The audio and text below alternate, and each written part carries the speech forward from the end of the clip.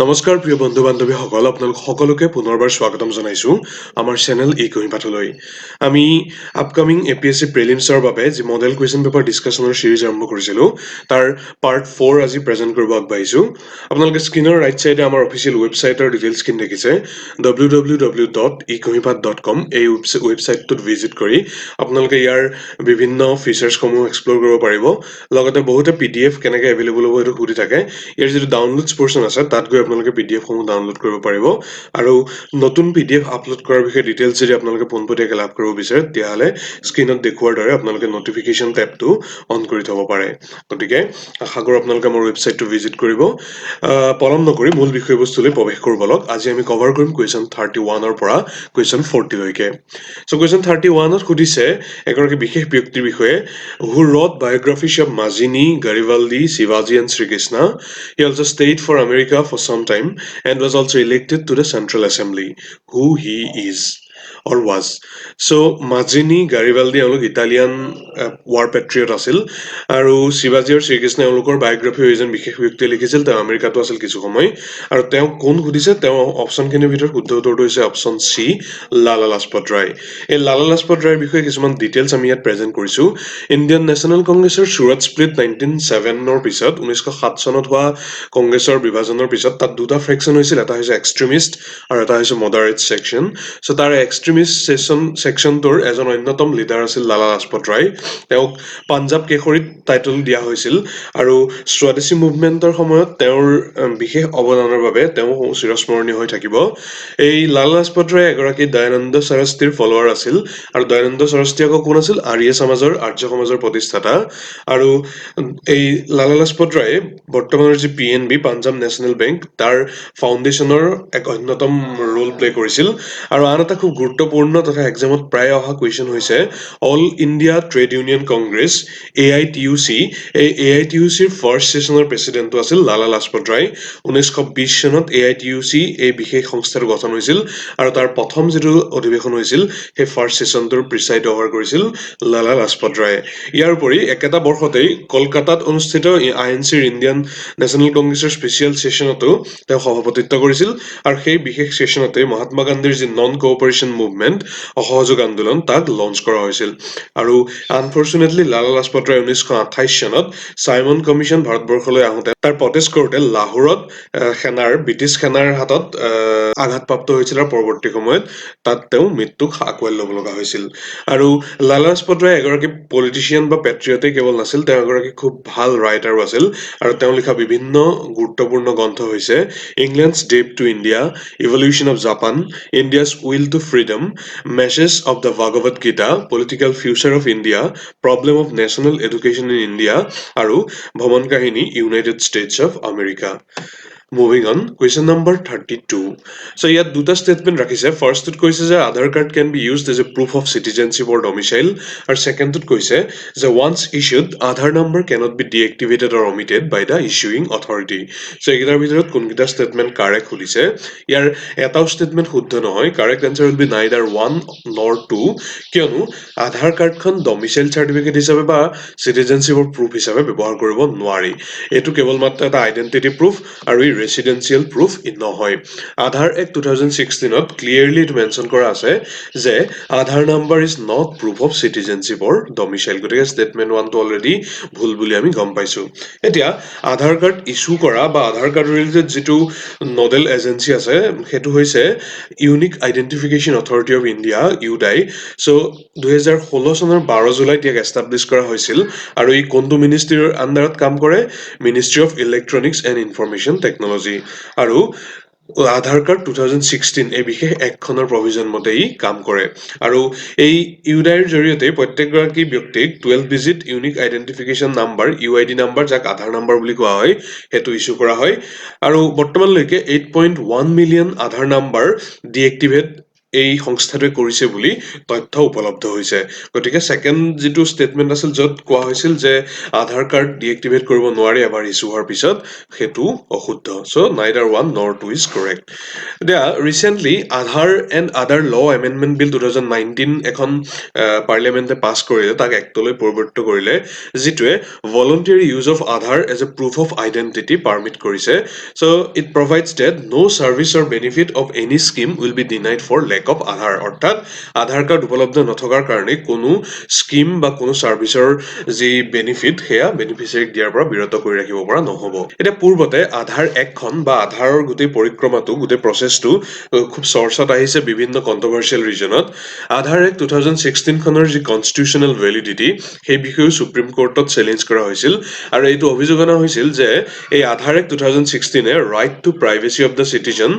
হেতু ইনভেট কৰে এটা right to privacy of the citizen এটো 2017 চনত এটা ফান্ডামেন্টাল ৰাইটছ লৈ তাক পৰিৱৰ্তিত কৰা হৈছিল under article 21 of part 3 of Indian constitution আৰু এটা বিশেষ কেছ আছিল সেই সন্দৰ্ভত যেটো হৈছে পুত্তস্বামী কেছ 2017 সেই কেছটোৰ শুনানি গ্ৰহণ কৰি এপেক্স কোৰ্টে এই ডিসিশনটো লৈ আহিছিল কিন্তু আধাৰ এক্ট 2016 ৰ যেতিয়া কনস্টিটিউচনেল ভ্যালিডিটি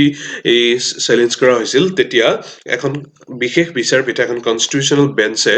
মেজৰিটি জাজমেন্ট প্ৰদান কৰি কৈছিল যে আধাৰ এক্ট 2016 এখন কনস্টিটিউচনেলি ভ্যালিড হয় কিন্তু তাৰ সাৰ্টেন প্ৰভিজনস আনকনস্টিটিউচনেল হেখিনি স্ট্ৰাক ডাউন কৰা হৈছিল ফৰ এক্সাম্পল উক্ত একখনৰ সেকশন 57 টো স্ট্ৰাক ডাউন কৰা হৈছিল যিটোৱে আধাৰ নম্বৰবোৰ প্ৰাইভেট এন্টিটি কালেক্ট কৰিবৰ বাবে পাৰমিশন প্ৰদান কৰিছিল সো ইন্টাৰেষ্টিং এটা পইণ্ট উল্লেখ কৰি থব বিচাৰিছো যেতিয়া এখন কনস্টিটিউচনেল বেঞ্চ ফৰ্ম হয় আৰু তেওঁলোকে জাজমেন্ট দিয়ে তেতিয়া সেই কনস্টিটিউচনেল বেঞ্চখনৰ মেম্বাৰ সকলে তিনি ধৰণৰ জাজমেন্ট প্ৰদান কৰিব পাৰে এটা হৈছে মেজৰিটি জাজমেন্ট এটা হৈছে কনকাৰেন্ট জাজমেন্ট আৰু আনটো হৈছে ডিসেন্টিং জাজমেন্ট সো ইয়াৰ যেটো ডিসেন্টিং জাজমেন্ট হেতুৱে মেজৰিটি জাজমেন্টক অপোজ কৰে আৰু ইন্টাৰেষ্টিংলি জাস্টিস DY চন্দ্ৰচূড়ে তেওঁ ডিসেন্টিং জাজমেন্ট প্ৰদান কৰিছিল যেটো মেজৰিটি জাজমেন্ট তাৰ লগত তেওঁ সহমত পোষণ কৰা নাছিল আৰু তেওঁ পোনপটীয়াভাৱে উল্লেখ কৰিছিল যে আধাৰ এক্ট 2016 খন হৈছে সম্পূৰ্ণ এখন আনকনস্টিটিউচনেল এক্ট আৰু এখন যেতিয়াৰ পৰাই সংসদত অনা হৈছে তেতিয়াৰ পৰাই সম্পূৰ্ণ কনস্টিটিউচনেল প্ৰসেস উলংঘা কৰি ইয়াৰ প্ৰচলন কৰি অহা হৈছে আৰু লগতে আধাৰ কাৰ্ডখন ইন্টাৰেষ্টিংলি এখন মনি বিল ৰূপে পাছ কৰা হৈছিল আৰু সেই আধাৰ এক্টখন মনি বিল ৰূপে পাছ কৰাৰ যেটো প্ৰসেস হেতু DY চন্দ্ৰচূড় জাস্টিস DY চন্দ্ৰচূড়ে এখন কনস্টিটিউচনৰ ওপৰত এটা ফ্ৰড হৈছে বুলি তেওঁৰ ডিসেন্টিং জাজমেন্টত উল্লেখ কৰিছিল সো গোটেই প্ৰসেসটো ইন্টাৰেষ্টিং মনি বিল related এটা question এই particular ভিডিওতে আছে পৰৱৰ্তী পাৰ্টত হেতু আমি আলোচনা কৰিম moving on question number 33 so ইয়াত right to education act ৰ আন্ডাৰত তিনটা স্টেটমেন্ট ৰখা হৈছে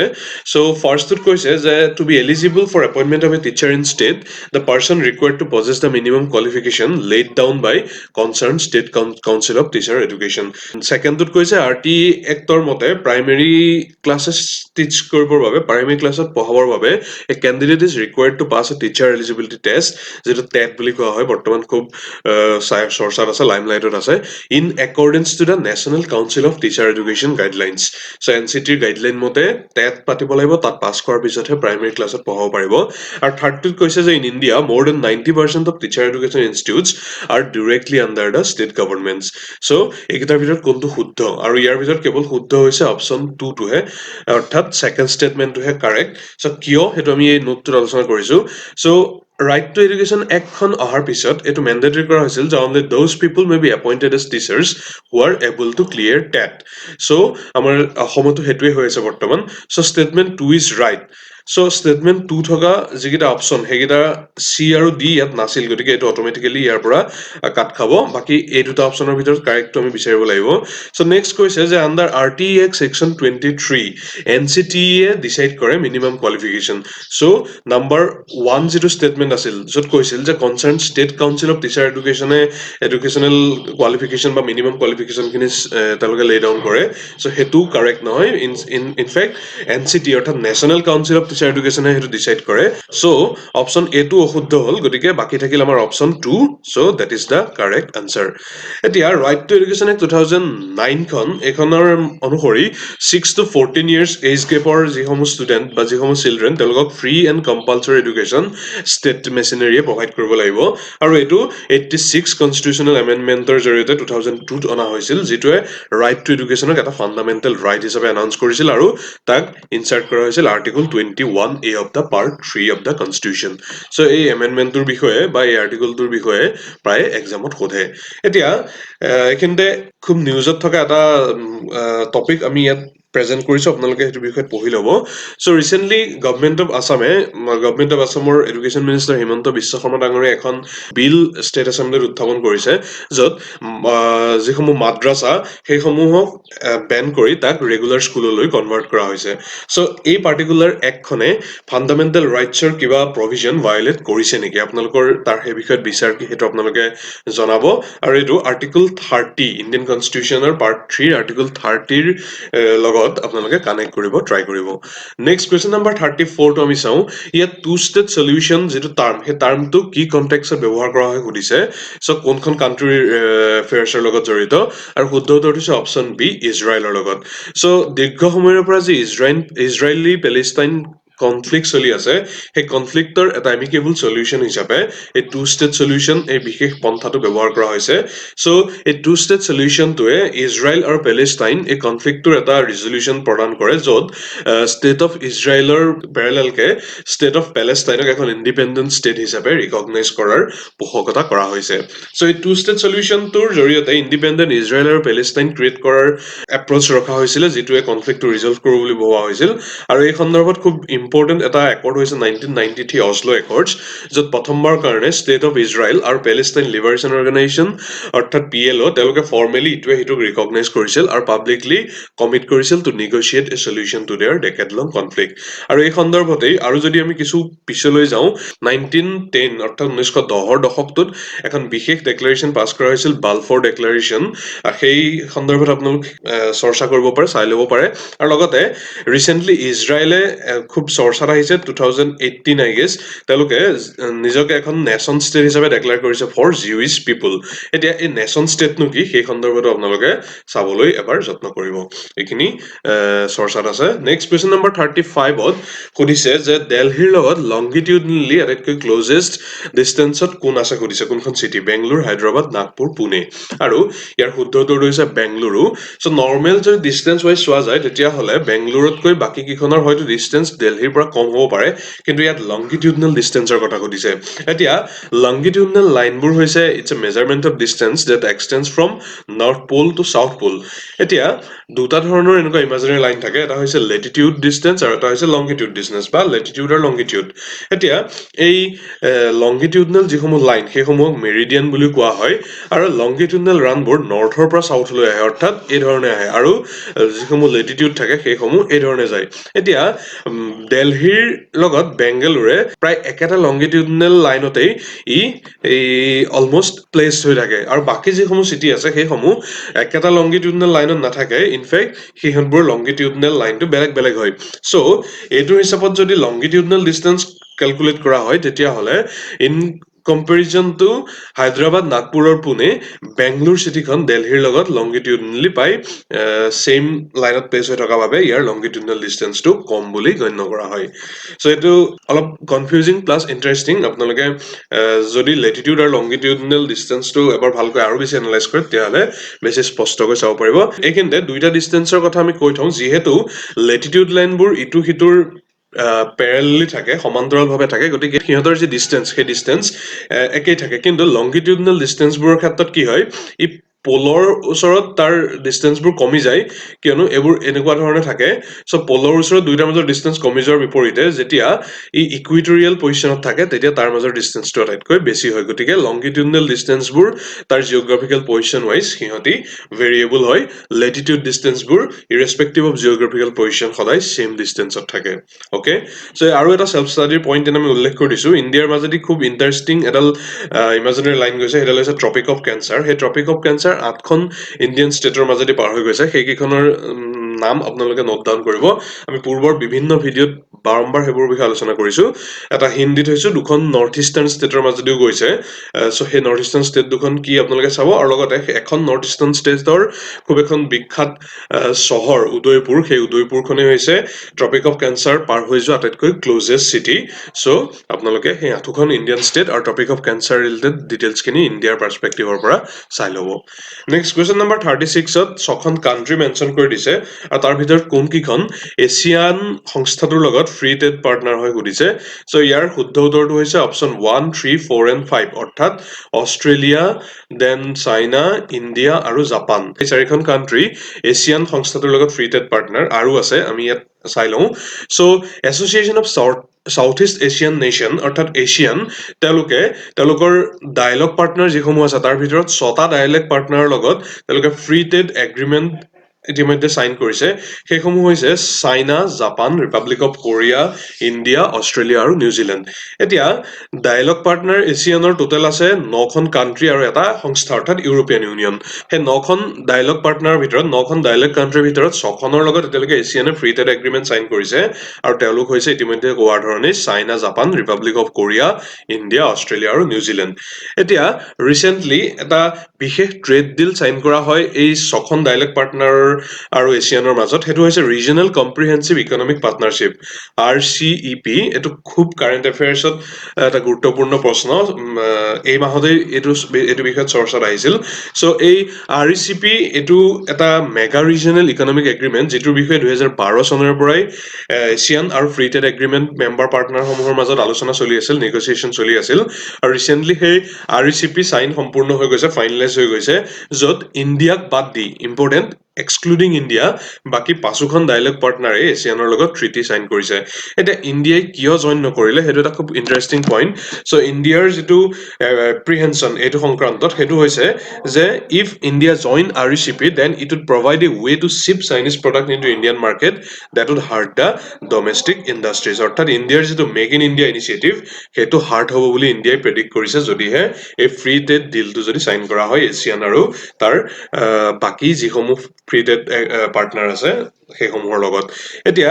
এছিয়ান মেম্বাৰবোৰে আন এটা ইণ্ডিয়াৰ ডিমান্ড এলাউ কৰা নাছিল ইণ্ডিয়াই বিচাৰিছিল যে ফ্ৰী মুভমেন্ট অফ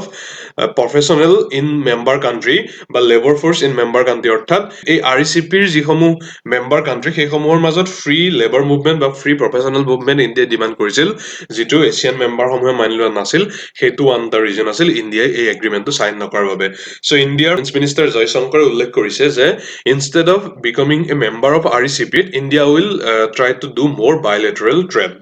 so এইখিনিতে এটা কুৱেশ্যন আমি ৰাখিছো আপোনালোকে চাই ল'ব এই RCEP এই বিশেষ যেটো ট্ৰেড ডিল এই ট্ৰেড ডিলটো থাৰ্ড লাৰ্জেষ্ট ট্ৰেড ডিল মাৰ্কেট ভ্যালুৰ ফালৰ পৰা সো এটোত ইণ্ডিয়াই জয়েন নকৰাৰ বাবে ইণ্ডিয়াই কি ধৰণে লষ্ট হ'ব ইণ্ডিয়াৰ লষ্ট কি ধৰণে হ'ব সো ইয়াত আমি উল্লেখ কৰিছো এছিয়ান মেম্বাৰ সমূহ সো টোটেল কেখন এছিয়ান মেম্বাৰ আছে টোটেল 10টা মেম্বাৰ আছে এছিয়ান এই গ্ৰুপটোত আৰু তেওঁলোকৰ যি ফ্ৰী ট্ৰেড এগ্ৰিমেণ্ট পাৰ্টনাৰ যিসমূহে RCEP টো সাইন কৰিছে তেওঁলোক হৈছে অষ্ট্ৰেলিয়া চাইনা জাপান নিউজিলেণ্ড আৰু সাউথ কোৰিয়া আৰু ইয়াৰ লগতে ইণ্ডিয়া আছিল কিন্তু ইণ্ডিয়াই এই RCEP এই ডিলটো সাইন নকৰিলে আন এটা ইন্টাৰেষ্টিং পইণ্ট ইয়াতে উল্লেখ কৰি থৈছো কেতিয়াবা সোধে এছিয়ান সংস্থাটোৰ সেক্ৰেটাৰিয়েট ক'ত আছে সো হেতু হৈছে ইণ্ডোনেছিয়াৰ জাকাৰ্টা চহৰত অৱস্থিত নেক্সট গভৰ্ণমেণ্ট অফ ইণ্ডিয়াৰ ডিজিটেল ইণ্ডিয়া যেটো প্ল্যান সেই প্ল্যানটোৰ ৰিলেটেড তিনটা ষ্টেটমেন্ট ৰাখিছে সো কোনকিটা শুদ্ধ আমি ডিসাইড কৰিব লাগে ফাৰ্ষ্টত কৈছে যে ডিজিটেল ইণ্ডিয়াৰ জৰিয়তে ইণ্ডিয়াই নিজৰ ইন্টাৰনেট কোম্পানী চাইনাৰ দৰে লঞ্চ কৰিব বিচাৰিছে ফৰ্ম কৰিব বিচাৰিছে সেকেন্ডটো হৈছে it tries to establish a policy framework to encourage overseas multinational corporations that collect big data to build their large data center within our national geographic boundary আৰু থাৰ্ডটো হৈছে connect many of our villages to the internet and bring Wi-Fi to many of our school public place and major tourist center so এইকেইটাৰ ভিতৰত শুদ্ধ হৈছে কেৱল মাত্ৰ statement 3 টো হে কিয়নো ডিজিটেল ইণ্ডিয়া যেটো প্ৰগ্ৰাম হেতৰ জৰিয়তে তিনটা বেসিক ভিজন ৰখা হৈছে ফাৰ্ষ্টটো হৈছে digital infrastructure as a utility for every citizen সেকেন্ডটো হৈছে governance and services on demand আৰু থাৰ্ডটো হৈছে digital empowerment of citizen by bridging the digital divide in the country so এই তিনটাৰ ভিতৰত কেৱল মাত্ৰ ষ্টেটমেন্ট 3 যেটো উল্লেখ আছে হেতুৱেহে ডিজিটেল ইণ্ডিয়াৰ এইমটো ফুলফিল কৰে সো ষ্টেটমেন্ট 3 অৰ্থাৎ option B is only correct এতিয়া এই ডিজিটেল ইণ্ডিয়া প্ৰগ্ৰামটোৰ ডিটেইলছ আমি প্ৰেজেন্ট কৰিব বিচাৰিছো এটো 2015 চনত লঞ্চ কৰা হৈছিল আৰু এটো কোনটো মিনিষ্ট্ৰি এমবিটত কাম কৰে এটো হৈছে ministry of electronics and information technology আৰু মিনিষ্ট্ৰি অফ ফাইনেন্স এই দুইটাই কম্বাইনলি ইয়াক লুক আফটাৰ কৰি আছে আৰু এই ডিজিটেল ইণ্ডিয়াৰ জৰিয়তে যিটো ডিজিটেল এনভাইৰনমেণ্ট প্লেন কৰা হৈছে সেইটোৱে ন' ডাউট ছ'চাইটিৰ সকলো ছেকশ্যনক বেনিফিট কৰিব কিন্তু একে সময়তে ডিজিটেল প্লেটফৰ্মত পিপুলছ ডাটা যিসমূহ এভেইলেবল হ'ব সেইসমূহে প্ৰাইভেচি ইনভেড কৰিব নেকি সেইটো এটা খুব পইণ্ট অফ কনচাৰ্ণ হৈ পৰিছে আৰু এই সংক্ৰান্ততেই এখন বিশেষ কমিটি ফৰ্ম কৰি দিছিল গভমেণ্টে under the leadership of B N Srikrishna so' B N Srikrishna কমিটিক এই সন্দৰ্ভত এখন ফ্ৰেমৱৰ্ক বনাবলৈ দিয়া হৈছিল যাক কোৱা হৈছিল ডাটা প্ৰটেকশ্যন ফ্ৰেমৱৰ্ক আৰু সেই ডাটা প্ৰটেকশ্যন ফ্ৰেমৱৰ্কৰ আণ্ডাৰতেই বি এন শ্ৰীকৃষ্ণ কমিটিয়ে এখন ড্ৰাফ্ট বিল প্ৰিপেয়াৰ কৰিছিল ডাটা প্ৰটেকশ্যন বিল হিচাপে চ' এই ডাটা প্ৰটেকশ্যন বিলখন ইতিমধ্যে সংসদত প্ৰেজেণ্ট কৰা হৈছে ইতিমধ্যে পাৰ্লিয়ামেণ্টত প্ৰেজেণ্ট কৰা হৈছে কিন্তু এতিয়ালৈকে এখন পাছ হোৱা নাই চ' আই গেছ ইয়াৰ কাৰেণ্ট ষ্টেটাছটো হৈছে জইণ্ট এখন পাৰ্লিয়ামেণ্টাৰী কমিটিৰ ওচৰত এই বিলখন আছে আৰু তেওঁলোকে ফাৰ্ডাৰ এনালাইচিছ কৰি আছে এই বিলখন ৰিলেটেড চ' ডাটা প্ৰটেকশ্যন বিল গুৰুত্বপূৰ্ণ নেক্সট কুৱেশ্যন নম্বৰ 38ত ইয়াত তিনিটা ষ্টেটমেণ্ট দিছে ফাৰ্ষ্টত কৈছে যে ফাৰ্ষ্ট লোকসভাত single largest party of opposition আছিল স্বতন্ত্ৰ পাৰ্টি ছেকেণ্ডত কৈছে যে লিডাৰ অফ অপজিশ্যন এই বিশেষ যিটো পদমৰ্যাদা এই পদমৰ্যাদাটো ফাৰ্ষ্ট ৰিকগনাইজ কৰা হৈছিল ইন 1969 আৰু থাৰ্ডটোত কৈছে যে ইন লোকসভা যদি মিনিমাম 75 মেম্বাৰ্ছ নাথাকে তেতিয়াহ'লে that particular leader of a party cannot be recognized as leader of opposition. So ইয়াৰ ভিতৰত correct কোনটো? So only statement 2 is correct. So option B. কিয়? সেইকেইটা আমি ইয়াত এনালাইচিছত কৈছো যে first Lok Sabha of independent India did not have a recognise leader of opposition due to lack of any opposition party having 10% seats এতিয়া ফৰ্মেল ৰিকগনিশ্যন পাবৰ কাৰণে এটা পাৰ্টিয়ে যেতিয়া লিডাৰ অফ অপজিশ্যন এই টেগটো তেওঁলোকে লাভ কৰিব বিচাৰে তেতিয়াহ'লে তেওঁলোকৰ at least 10% of the total strength of the house থাকিব লাগিব চ' সেইটো লোকসভাৰ হিচাপত 55টা চিট চ' যিহেতু ফাৰ্ষ্ট যি লোকসভা সেই ফাৰ্ষ্ট লোকসভাত সেই 55টা চিট অপজিশ্যন পাৰ্টিয়ে কোনো লাভ কৰা নাছিল সেইটো কাৰণে প্ৰথম লোকসভাত single largest party of opposition বা তেওঁলোকৰ লিডাৰ সেই পষ্টটো নাছিল অ'কে আৰু থাৰ্ডটো এইটো অশুদ্ধ কিয়নো ইয়াত 75 মেম্বাৰ্ছ বুলি কৈছে বাট ৰিকুৱাৰমেণ্ট ইজ 55 মেম্বাৰ এতিয়া formally recognised leader of opposition এই টাৰ্মটো 1969ৰ পৰা প্ৰচলন হৈ আছে আৰু ফাৰ্ষ্ট লিডাৰ অফ অপজিশ্যন হৈছে Ram Subhash Singh from INCO in Lok Sabha আৰু স্বতন্ত্ৰ পাৰ্টিৰ বিষয়ে ষ্টেটমেণ্ট 1ত কৈছিল সেই স্বতন্ত্ৰ পাৰ্টিটো আছিল এটা Indian liberal conservative political party that existed from 1959 to 1974 এই বিশেষ সময়ছোৱাত এইটো এক্সিষ্ট কৰিছিল আৰু এইটোৰ ফাউণ্ডাৰ আছিল চক্ৰৱৰ্তী ৰাজাগোপালচাৰীয়ে আৰু চক্ৰৱৰ্তী ৰাজাগোপালচাৰী সেই সময়ত ইণ্ডিয়ান নেশ্যনেল কংগ্ৰেছত জৱাহৰলাল নেহৰুৰ নেতৃত্বত তেওঁলোকৰ যি ছ'চিয়েলিষ্ট এপ্ৰ'চ ক্ৰমে বাঢ়ি আহিছিল সেইটোত অসন্তুষ্ট হৈ তেওঁ এই পাৰ্টিটো ফৰ্ম কৰিছিল আৰু 1967ৰ পৰা 71লৈ যি ফ'ৰ্থ লোকসভা আছিল তাত 44টা চিট লাভ কৰি তেওঁলোকে ছিংগল লাৰ্জেষ্ট অপজিশ্যন পাৰ্টি হৈছিল চ' ইয়াত ফাৰ্ষ্ট লোকসভাত তেওঁলোক single largest party in opposition বুলি কৈছে কিন্তু সেই সময়ত এইটো ফৰ্মেই হোৱা নাছিল গতিকে এইটো ষ্টেটমেণ্ট অশুদ্ধ ইনষ্টেড অফ ফাৰ্ষ্ট ফ'ৰ্থ লোকসভাত এইটো ছিংগল লাৰ্জেষ্ট পাৰ্টি হৈছিল এতিয়া এইখিনিতে এনেকুৱা এটা পইণ্ট চৰ্চাত আছে আমাৰ অসমৰ প্ৰেক্ষাপটত চ' ইয়াত জানুৱাৰী মাহৰ ফাৰ্ষ্ট উইকতে এটা নটিফিকেশ্যন আছাম গেজেটত পাব্লিছ হৈছিল য'ত কোৱা হৈছিল যে বৰ্তমানৰ অসম লেজিসলেটিভ কাউন্সিল বা অসম বিধানসভাৰ leader of opposition Debabrata Saikia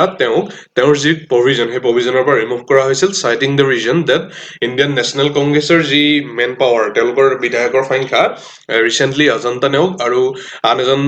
বিধায়কে তেওঁলোকে বিজেপিত জইন কৰাৰ পিছত 20লৈ কনভাৰ্ট হৈছিল so' that is not enough to cite Debabrata Saikia as the leader of opposition so' তেওঁক সেই প্ৰভিজনৰ পৰা ৰিমুভ কৰা হৈছে বুলি এখন গেজেট নটিফিকেশ্যন পাব্লিছ কৰা হৈছিল আৰু তাৰপিছতেই যথেষ্ট কণ্ট্ৰভাৰ্চি হৈছিল আৰু এইটো তাৰ কিছুদিন পিছত গুৱাহাটী হাইকোৰ্টে সেই ডিচিশ্যনত ষ্টে অৰ্ডাৰ আনিছিল চ' এইটোত কনষ্টিটিউচনেল পজিশ্যন কি সেই বস্তুটো আপোনালোকে চাব মুভিং অন কুৱেশ্যন নম্বৰ 39ত মানি বিল ৰিলেটেড ষ্টেটমেণ্ট ৰাখিছে ইয়াত কৈছে যে a bill shall be deemed to be a money bill if it contains only provisions relating to imposition abolition remission alteration or regulation of any tax so yet only provisions মনত ৰাখিব next option b কৈছে যে money bill has provisions for the custody of the consolidated fund of India or contingency fund of India third টোত কৈছে যে money bill is concerned with the appropriation of monies out of contingency fund in India আৰু option d কৈছে যে money bill deals with the regulation of borrowing of money or giving of any guarantee by government of India so এইকেইটাৰ ভিতৰত not correct অৰ্থাৎ incorrect statement কোনটো ইয়াত option a যেটো উল্লেখ আছে হেতু incorrect statement কিয়নো ইয়াত এটো only provision বুলি উল্লেখ কৰিছে but that is not the only provision so money bill related দুই তিনটা interesting point চাই লও first হৈছে article 110 so প্ৰায় সোধে money bill related article টো কি so that is article 110 আৰু এই আৰ্টিকল 110 ত উল্লেখ থকা অনুসৰি in addition to the provision of imposition abolition remission alteration or regulation of any tax it contains other provisions as well so' statement 1 ত উল্লেখ কৰা ধৰণে they are not the only provisions of money bill as to whether a bill is a money bill or not that decision of the speaker of Lok Sabha is final so' লোকসভাৰ অধ্যক্ষই decide কৰিব পাৰে এখন বিল মানি বিল হয় নে নহয় কিন্তু ৰিচেণ্টলি এটা জাজমেণ্টত সুপ্ৰিম কোৰ্টে উল্লেখ কৰিছে যে স্পীকাৰৰ সেই ডিচিশ্যনটো that is not beyond judicial review অৰ্থাৎ স্পীকাৰে এখন বিলক মনি বিল হয় বুলি উল্লেখ কৰিলেও বা মনি বিল নহয় বুলি ক'লেও হেতু সুপ্ৰিম কোৰ্টত সেই বিষয়ত এনালাইসিস হ'ব পাৰে ৰিভিউ হ'ব পাৰে আৰু তেওঁলোকে আল্টিমেটলি ডিসাইড কৰিব পাৰে যে স্পীকাৰৰ সেই ডিসিশনটো ফাইনেল হয় নে নহয় আৰু এই গোটেই ডিসিশনটো এটো এই আধাৰ বিলখনৰ পৰা আহিছিল আধাৰ একখন 2016 হেখন এখন মনি বিল ৰূপে সংসদত পাছ কৰা হৈছিল সো পিছত যেতিয়া তাৰ এগেইনষ্টত চ্যালেঞ্জ কৰা হৈছিল তেতিয়া সুপ্ৰিম কোৰ্টে এটো ডিসাইড কৰিছিল যে আধাৰ একখন হেখন মনি বিল ৰূপে পাছ কৰিব পাৰে এতিয়া এই সন্দৰ্ভত সেলফ ষ্টাডিৰ বাবে তিনটা পইণ্ট আমি ৰাখিছো প্ৰথমটো হৈছে মনি বিল ৰাজ্যসভাত ইন্ট্ৰোডিউস কৰিব পাৰে নে নোৱাৰে ফাৰ্স্ট কোৱেশ্চন সেকেন্ড কোৱেশ্চনটো হৈছে ৰাজ্যসভাই মনি বিল এমেন্ড কৰিব পাৰে নে নোৱাৰে আৰু থাৰ্ডটো হৈছে মনি বিলৰ ক্ষেত্ৰত জয়েন্ট এটো সিটিং বুলি উল্লেখ কৰিলো জয়েন্ট পাৰ্লিয়ামেন্টাৰী কমিটি সো মনি বিলৰ ক্ষেত্ৰত জয়েন্ট পাৰ্লিয়ামেন্টাৰী কমিটি বহিব পাৰে নে নোৱাৰে বা তাৰ ৰিলেটেড প্ৰভিজনটো কি okay moving on question number 40 last question of this video so প্ৰধানমন্ত্ৰী কৌশল বিকাশ যোজনা এই বিশেষ যেটো স্কিম সেই স্কিমটো ৰেফাৰেন্সত স্টেটমেন্ট তিনটা ৰখা হৈছে ফাৰ্স্টটো হৈছে কোৱা হৈছে যে it is the flagship scheme of which ministry of labour and employment so এটো ইনকাৰেক্ট কিয়নো ministry of skill development and entrepreneurship MSDE তেওঁলোকেহে এটো 2015 ৰ পৰা এটা ফ্লেগশিপ প্ৰগ্ৰাম হিচাপে লঞ্চ কৰিছে so first statement is wrong so সেকেন্ডত কৈছে যে it among other things will also impart training in soft skill entrepreneurship financial and digital literacy আৰু থাৰ্ডটোত কৈছে যে it aims two align the competencies of the unregulated workforce in the country to the national skill qualification framework. So, a duita statement they correct. Statement 2 and option 3 that is correct. So, correct option is option C. NSDC অৰ্থাৎ national skill development কৰ্পোৰেচনে ইয়াক implement কৰি থাকে যাৰ জৰিয়তে যিসমূহ youth আছে সেই ইউথসমূহক skill ট্ৰেইনিঙৰ ক্ষেত্ৰত মোবিলাইজ কৰিবৰ কাৰণে আৰু তেওঁলোকৰ প্ৰডাক্টিভিটি বঢ়াবৰ কাৰণে এই পাৰ্টিকুলাৰ স্কিমটো ৰখা হৈছে আৰু ministry of skill development created কৰা হৈছে with the core focus to converge all skill development initiative in the country under one national skill qualification framework so' NSQF গতিকে সেই দুটা statement correct only option is option C ইতিমধ্যে কৈছোৱে আৰু a component for assessment and certification of individual with prior learning experience of skill was also introduced under recognition of prior learning অৰ্থাৎ RPL যেটো component আছে স্কিমখনৰ তাৰ জৰিয়তে পূৰ্বতে যদি কিবা লাৰ্নিং এক্সপেৰিয়েন্স বা স্কিল এগৰাকী ইন্ডিভিজুৱেলে পজেছ কৰে সো হেতু সন্দৰ্ভত সাৰ্টিফাই কৰিবৰ কাৰণে প্ৰভিজন ৰখা হৈছে সো ইয়াৰ জৰিয়তে আমি এই পাৰ্টিকুলাৰ 10টা কোৱেশ্চনৰ আৰু তাৰ ৰিলেটেড ফেক্টছৰ এনালাইসিস সম্পূৰ্ণ কৰিছো নেক্সট পাৰ্টত আমি কোৱেশ্চন 41 ৰ পৰা 50 লৈ প্ৰভাইড কৰিম সো আশা কৰো আপোনালোকে চাই থাকিব আপোনালোক উপকৃত হৈছে বুলি আশা কৰিছো অনুগ্ৰহ কৰি সাবস্ক্ৰাইব কৰিব চেনেল ইকোনিপাত ধন্যবাদ